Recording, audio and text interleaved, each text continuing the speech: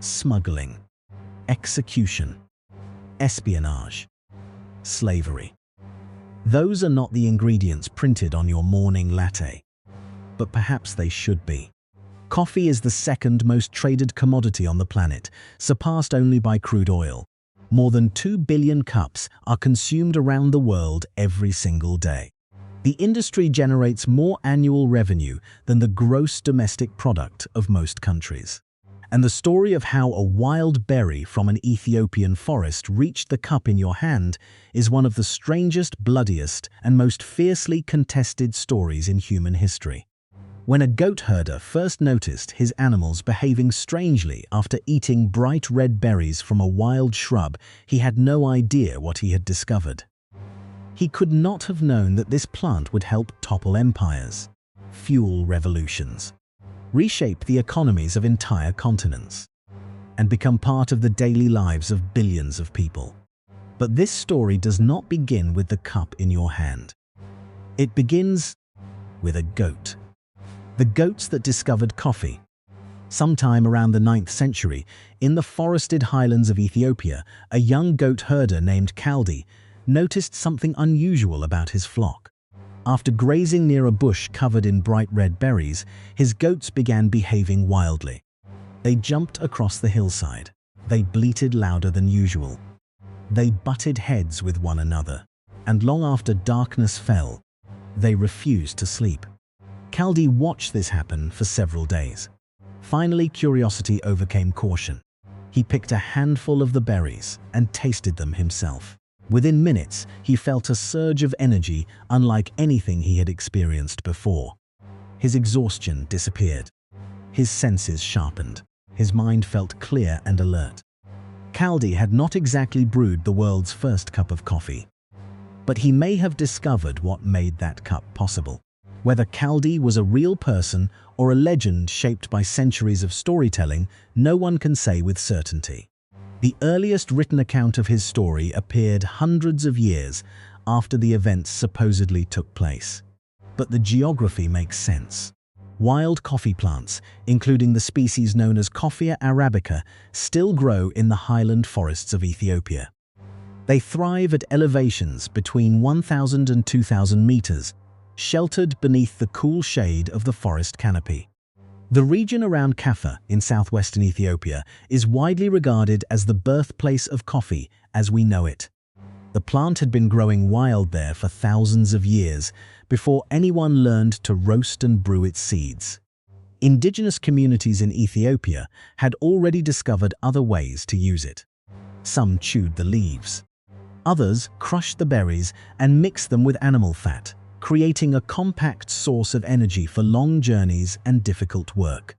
Coffee was being consumed long before it became a drink. The monks and the devil's berries. According to the legend, Kaldi carried the mysterious berries to a nearby monastery. A monk examined them and immediately rejected them. He declared them the work of the devil and threw them into the fire. But as the berries began to roast, something unexpected happened. A rich, powerful aroma spread through the monastery. It drifted across the courtyard. Other monks stopped what they were doing and followed the smell toward the flames. They pulled the roasted seeds from the coals. They crushed them into a rough powder. Then they mixed the grounds with hot water and drank the dark liquid that remained. That night, the monks stayed awake through their entire evening prayer service. No one nodded off. No one struggled against exhaustion. They had found a drink that could keep the body awake while the mind remained focused. Word spread through the monasteries of the Ethiopian highlands. The monks had discovered something extraordinary, and they were not going to keep it to themselves. Yet it was not in Ethiopia that coffee first became a cultivated crop or a major force in daily life.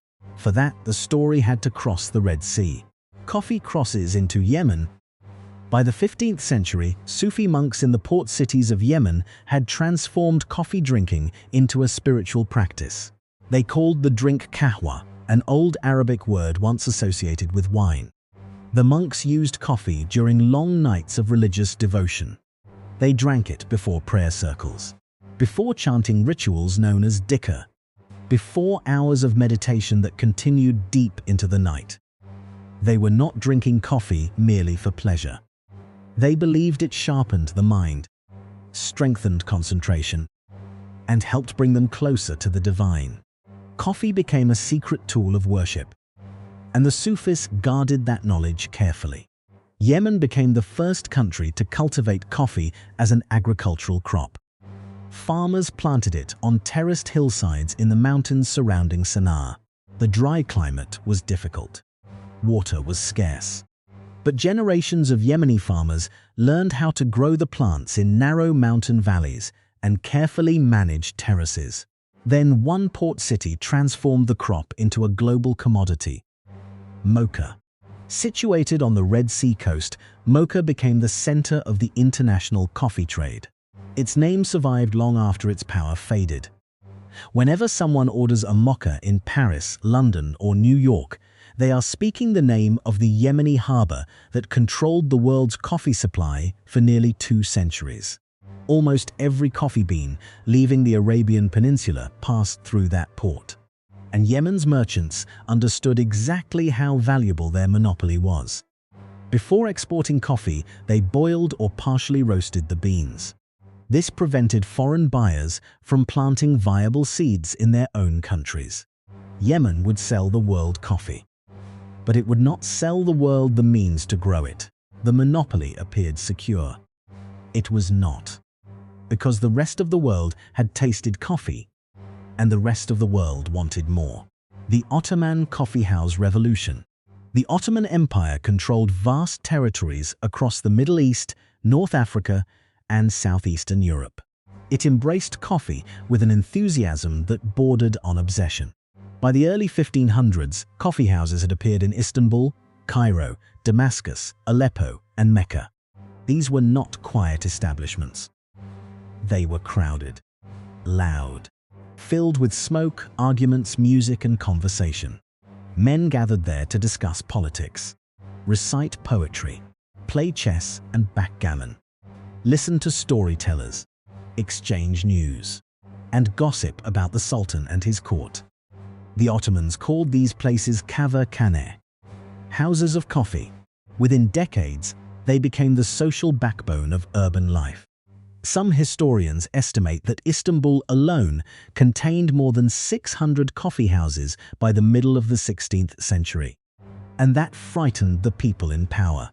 Whenever ordinary citizens gather in large numbers and begin discussing politics openly, rulers tend to become nervous. The drink rulers tried to destroy. In 1511, the governor of Mecca attempted to ban coffee completely. He claimed it was an intoxicant forbidden under Islamic law. Coffee houses were closed. Drinkers were rounded up and questioned. Supplies were confiscated. The ban survived for barely a year. The Sultan in Cairo overruled it. The governor was eventually removed from office. But the conflict between coffee drinkers and political authority was only beginning. The most severe crackdown came during the reign of the Ottoman Sultan Murad IV in the 1630s. Murad was not a man known for half measures. He banned coffee. He ordered the coffee houses of Istanbul shut down. And according to some accounts, anyone caught drinking coffee could be beaten for a first offense and drowned in the Bosporus for a second. Stories claim that Murad sometimes walked through the capital in disguise at night, personally punishing people he caught drinking the forbidden beverage. Some details may have grown more dramatic through later retellings, but the meaning is unmistakable. Coffee had become so deeply embedded in Ottoman social life that the ruler of one of the world's largest empires considered it a threat to his authority. The authorities could close the coffee houses. They could punish the drinkers, but they could not erase the desire for the drink. And while Ottoman rulers struggled to suppress coffee within their borders, it had already escaped into Europe. Satan's drink reaches Europe. European merchants encountered coffee through trade with Ottoman ports in the eastern Mediterranean. One of the first European coffee houses opened in Venice during the early 17th century. The reaction from parts of the Catholic Church was immediate and hostile. Some priests described coffee as the bitter invention of Satan. To them, this dark, exotic drink had come from the Muslim world. They feared it might corrupt Christian souls and draw people away from communion wine. They asked the Pope to ban it. But before making a decision, Pope Clement VIII reportedly asked to taste the drink himself. He took a sip, and according to the famous story, he decided that coffee was far too delicious to leave entirely to non-Christians. Rather than banning it, he jokingly suggested that Christians should defeat Satan by baptizing the drink. Whether those were his exact words is uncertain. But coffee received something close to papal approval. And once that happened, Europe's resistance began to collapse. The penny universities. Within decades, coffee houses appeared across the continent. They did more than introduce a new beverage. They changed the way people met, argued, learned, and conducted business. By the early 1700s, London contained thousands of coffee houses. They became known as penny universities. For the price of a one-penny cup, almost anyone could enter, sit down, and listen to some of England's sharpest minds debate philosophy, natural science, business, literature, and colonial politics. These were not private salons reserved for the aristocracy. Merchants sat beside sailors, writers beside scientists, investors beside political radicals. Each coffeehouse developed its own character. Some attracted physicians. Others drew artists, merchants, shipowners, or politicians. Edward Lloyd's Coffeehouse became a gathering place for merchants, ship captains, and people willing to insure ocean voyages. From those conversations emerged Lloyd's of London, one of the world's most famous insurance markets. Jonathan's Coffee House, located in Exchange Alley, became a meeting place for stock traders. It helped lay the foundations for what eventually became the London Stock Exchange. Writers and scientists also made coffeehouses their informal offices. Isaac Newton participated in discussions about mathematics and natural philosophy. The poet Alexander Pope spent countless hours at Button's Coffee House in Covent Garden. In Paris, the Café Procope opened in 1686. Over the years, it hosted figures including Voltaire, Rousseau, Diderot, and Benjamin Franklin. Voltaire was said to consume between 40 and 50 cups of coffee a day, which may explain how he managed to write so much. Coffee had become the fuel of debate, the fuel of commerce, the fuel of the Enlightenment itself. But Europe still had a serious problem. Every cup depended on Yemen, the theft that broke Yemen's monopoly. Yemeni merchants had no intention of giving up control willingly. Trade routes were watched. Exported beans were treated to prevent germination. Attempts to smuggle fertile seeds out of the country were dangerous. Yet the monopoly was already approaching its end. Yemen simply could not hear the clock ticking. In 1616, the Dutch trader Pieter van den Broek reportedly obtained live coffee plants or viable seeds from Mocha and carried them back toward the Netherlands. The Dutch East India Company cultivated coffee in botanical gardens under its control. Once the plants survived, the Dutch did what colonial empires repeatedly did. They carried them overseas. Coffee was planted in Dutch-controlled territories, including Ceylon, known today as Sri Lanka, and the island of Java in present-day Indonesia. Java became so strongly associated with coffee that its name remains slang for the drink more than 4 centuries later. The Dutch also established coffee plantations in Suriname, on the northern coast of South America. Those plantations relied heavily on enslaved labor transported from West Africa. Yemen's monopoly had been broken. Coffee was no longer confined to the Arabian Peninsula. It was becoming a colonial crop, and every European empire wanted a share. One plant crosses the Atlantic. France was determined to enter the coffee trade. And according to one of coffee history's most dramatic stories, a French naval officer named Gabriel de Clieu carried the plant across the Atlantic in 1723. De Clieu sailed from France toward the Caribbean island of Martinique. With him was a single young coffee plant descended from a tree cultivated in Paris and associated with the Royal Botanical Gardens. The plant traveled inside a protective glass case on the ship's deck. The voyage became a disaster. The ship encountered pirates. A violent storm nearly destroyed the vessel. One passenger reportedly tried to tear the coffee plant from its case, perhaps out of jealousy or madness. Declieux fought him off, but part of the plant was damaged. Then the ship's freshwater supply began to run dangerously low. The captain ordered strict rationing. Every person received barely enough water to survive. Yet Declieux divided his own ration and shared it with the plant. For weeks, he endured thirst while keeping the fragile cutting alive. When the ship finally reached Martinique, both the officer and the plant were exhausted. But the coffee tree survived. Declieux placed it in the island's volcanic soil and protected it carefully. Within several years, that single plant produced enough seedlings to establish plantations throughout the French Caribbean. Large numbers of coffee plants in Central America and parts of South America would later trace their ancestry to that one vulnerable cutting carried across the Atlantic. The seduction that gave Brazil coffee. Then came a mission involving diplomacy, espionage, and, according to legend, seduction. In 1727, Portuguese Brazil possessed almost everything required to dominate coffee production.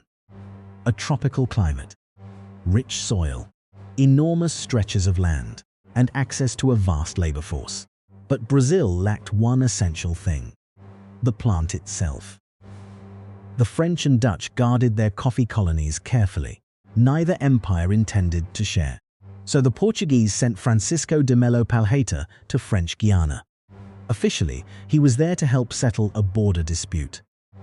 Unofficially, he was there to steal coffee. Palheita was charming, confident, and skilled at his true assignment. While negotiating in Cayenne, he allegedly formed a romantic relationship with the wife of the French colonial governor. When Palheita prepared to return to Brazil, she presented him with an elaborate bouquet at a public farewell banquet. Hidden among the flowers were fertile coffee seeds and cuttings. Palheita carried them across the border and planted them in the northern Brazilian state of Pará.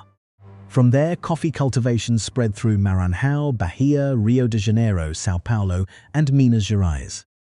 Within decades, Brazil was becoming a coffee empire. Eventually, it became the largest coffee producer on Earth, a position it still holds today, supplying roughly 1/3 of the world's coffee. Think about that. An industry worth tens of billions of dollars may have begun with a secret handful of seeds hidden inside a bouquet at a dinner party. The human cost of coffee. But the expansion of coffee across the tropics came at an unimaginable human cost. This is where the story stops feeling like a colorful adventure and becomes something much darker. Coffee plantations across the Caribbean, Central America, South America, and Southeast Asia were overwhelmingly built through forced and enslaved labor. The Dutch used enslaved workers from West Africa and compelled local populations to work on plantations in Java and Suriname. The French depended on enslaved Africans in Haiti, Martinique, and Guadeloupe. Conditions on the coffee and sugar plantations of Haiti were so brutal that they became one of the forces driving the Haitian Revolution of 1791. Brazil eventually produced more coffee than all its rivals. And for most of the 19th century, that production depended heavily on slavery. Brazil did not abolish slavery until 1888.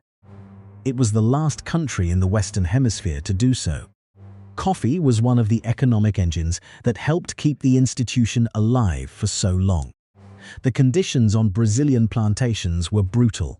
In the Paraíba Valley and around São Paulo, enslaved workers began before sunrise and continued until darkness. They cleared dense Atlantic forest, planted young trees, harvested ripe coffee cherries by hand beneath the tropical sun, and processed the beans on large open-air drying patios known as terreiros. Death rates were staggering. Some plantation owners calculated that it was cheaper to work enslaved people to death and purchase replacements through the transatlantic slave trade than to provide adequate food, shelter, or medical care. Coffee generated immense wealth. But that wealth traveled upward, to landowners in Brazil, to merchants in London, to traders in Amsterdam and New York. The human cost fell largely on African and indigenous people who received almost none of the profit their labor created. Coffee was no longer merely a crop. It had become part of the machinery of European colonialism. It was inseparable from the plantation system that shaped the economies of 3 continents. Coffee and the American Revolution. Across the Atlantic, coffee was about to play a very different role in the birth of a new nation. In December of 1773, American colonists boarded ships in Boston Harbor and threw 342 chests of British East India Company tea into the freezing water. The Boston Tea Party was a protest against taxation without representation, but it also transformed everyday drinking habits. Tea became politically suspicious. Merchants selling British tea were boycotted and harassed. People who continued drinking it could be mocked as loyalists and sympathizers. The colonies needed a replacement. Coffee filled the space almost immediately. Within several years, it had replaced tea as the preferred drink across much of the 13 colonies. Coffee houses in Boston, Philadelphia, and New York became gathering places for merchants, organizers, and supporters of independence. The Merchants' Coffee House in New York hosted important meetings in the early life of the new republic. And the cultural shift never disappeared. The United States would eventually become the world's largest national consumer of coffee. Americans now drink hundreds of millions of cups every day. The roots of that habit reach back to a political protest in Boston Harbor more than 2 centuries ago. From luxury to everyday fuel. The 19th century transformed coffee from a luxury into an everyday commodity. Steam-powered ships reduced the cost and time required to move goods across the Atlantic. Industrial roasting equipment allowed companies in cities such as New York and Hamburg to process coffee at a scale never seen before. Improved packaging allowed roasted coffee to travel long distances and remain on store shelves for months. By the middle of the 1800s, coffee was no longer reserved for European elites or colonial officials. Factory workers drank it. Farmers drank it. Laborers drank it. And soldiers carried it into war. Coffee had become fuel for the industrial age. The drink soldiers valued like gold. During the American Civil War, Union soldiers received coffee beans as part of their field rations. They treated those beans like treasure. Some carried small personal grinders in their packs. Others roasted green beans over campfires in tin cups or metal containers.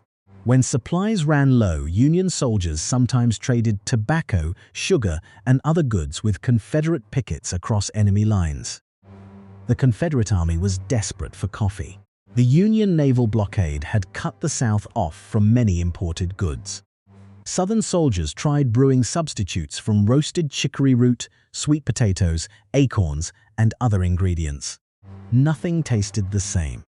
Some historians have argued that the North's reliable access to coffee offered a genuine strategic advantage.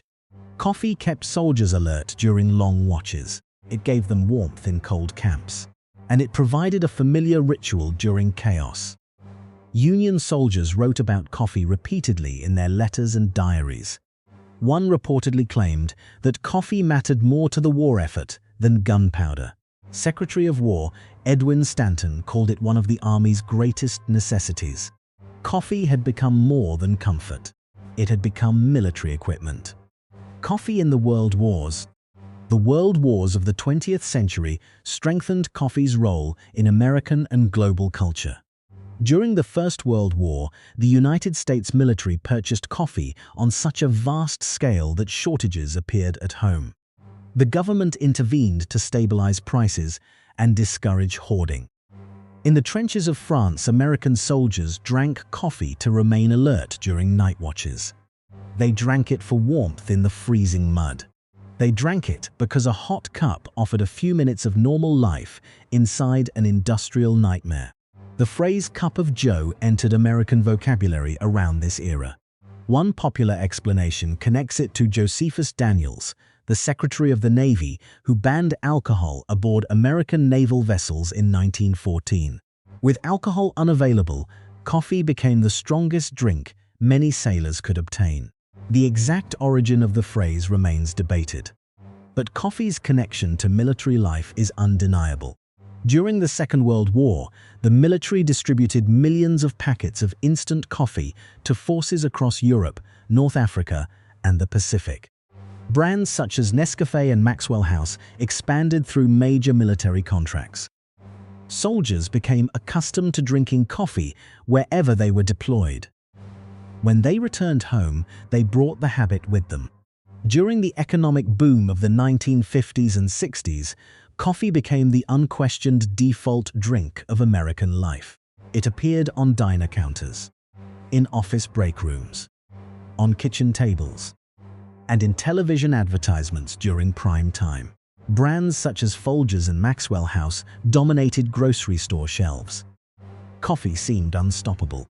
Then the industry made a serious mistake. When coffee became terrible, during the 1960s and 70s, large coffee companies focused increasingly on reducing cost. They blended larger quantities of lower-grade Robusta beans with Arabica. They shortened or simplified parts of the roasting process. They prioritized shelf life and uniformity over flavor. The result was coffee that was often weak, stale, bitter, and badly extracted. By the 1970s, supermarket coffee in the United States had become, to put it bluntly, terrible. For the first time in the country's history, coffee consumption per person began to decline. Young adults were especially unimpressed by the watery brown drink their parents consumed every morning. Coffee had become ordinary, cheap, forgettable. Had the story ended there, the modern coffee world would look very different. But in 1971, three friends opened a small store in Seattle's Pike Place Market. Their names were Jerry Baldwin, Zev Siegel, and Gordon Boker. The store was called Starbucks, the store that reinvented coffee. The original Starbucks did not begin as a cafe. It sold high-quality roasted beans, brewing equipment, and tea. Its founders wanted customers to understand where coffee came from and how to prepare it properly. For years, the business remained small and specialized. Then, in 1982, a young marketing director named Howard Schultz joined the company. The following year, Schultz traveled to Milan on a business trip. There, he entered an Italian espresso bar. He watched the barista pull shots with precision. He saw customers greet one another by name.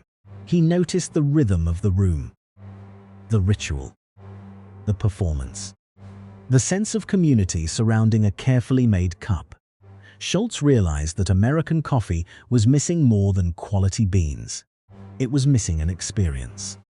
He eventually acquired Starbucks from its founders and transformed it from a bean retailer into a cafe chain. The company grew rapidly. By the middle of the 1990s, Starbucks had expanded from a small Seattle business into a publicly traded company with hundreds of locations. Coffee became aspirational again. A latte was no longer merely caffeine. It became part of a lifestyle, a social ritual, a personal identity. Starbucks changed more than its own business. Its success helped create a much wider specialty coffee movement. The third wave, independent roasters and coffee shops, began appearing across the United States and Europe. They sourced beans from individual farms and regions in Ethiopia, Colombia, Guatemala, Kenya, and other producing countries. Baristas began treating brewing as a craft. International competitions tested their skill. Customers learned terms once used mainly by professionals: single origin, washed process, natural process, acidity, body, floral, fruity, chocolate, caramel, coffee began receiving the same kind of attention that the wine world gave to grapes. This movement became known as the third wave of coffee. It transformed coffee from a background commodity into something people wanted to understand. Where was it grown? Who produced it? How was it processed? Why did one cup taste completely different from another? After centuries of being traded as an anonymous bulk product, coffee was finally being treated as the seed of a particular plant grown by particular people in a particular place. The global coffee world today. Today, the global coffee industry generates hundreds of billions of dollars in annual revenue. More than 125 million people depend on coffee farming for their livelihoods. The crop is grown in more than 70 countries throughout the tropical belt, from Brazil and Colombia to Vietnam, Indonesia, and Ethiopia. Brazil remains the largest producer by a wide margin. Its vast farms harvest tens of millions of bags each year, especially in regions such as Minas Gerais and São Paulo. Vietnam has become the world's second largest producer, driven mainly by Robusta cultivation in the central highlands around Buon Ma Thuot. Colombia remains famous for washed Arabica grown on small family farms along the Andes. And Ethiopia, where the legendary goat herder first watched his animals dance after eating red berries, remains one of the most celebrated origins in specialty coffee. Beans from regions such as Yirgacheffe, Sidamo, and Guji are prized for floral and fruit-like flavors found nowhere else. In a sense, coffee has returned home, not as an unknown wild shrub, but as a global celebrity. Every cup carries the past.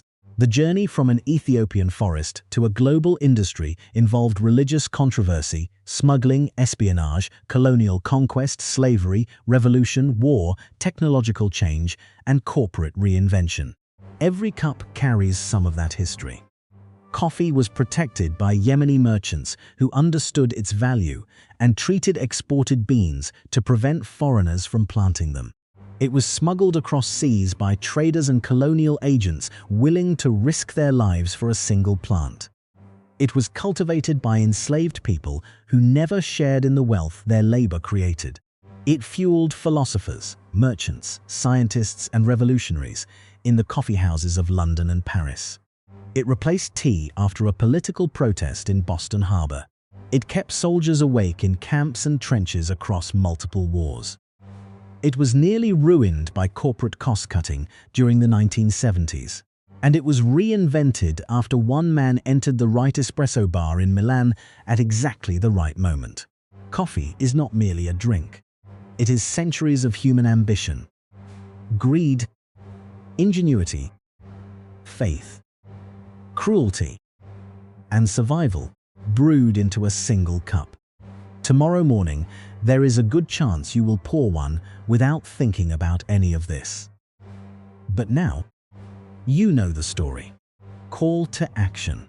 If this story changed the way you think about your morning coffee, subscribe to the channel. Then tell us in the comments, which part of coffee's history surprised you the most? And like this video so more people can discover the hidden history inside the cup they drink every day.